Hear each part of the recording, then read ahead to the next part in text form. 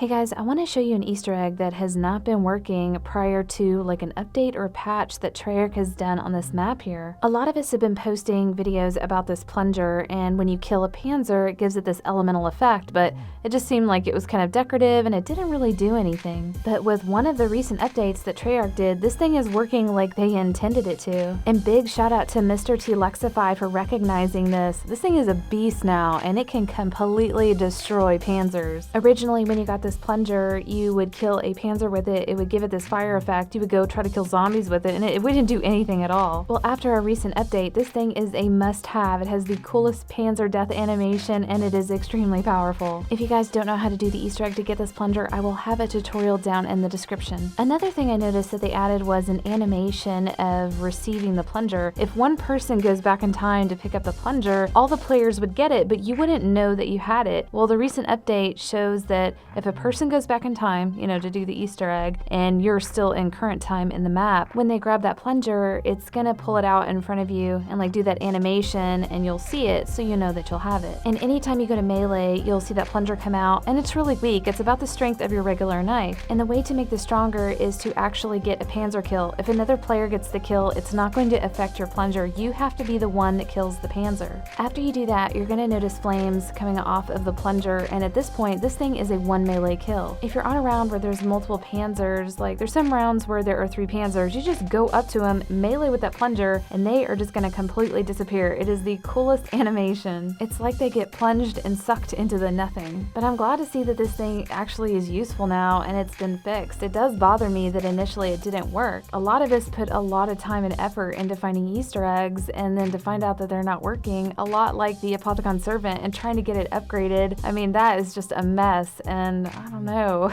Just this example here just like really worries me. But I hope this helped you guys out. Stay tuned for the clip of the day, and we'll see you guys next video.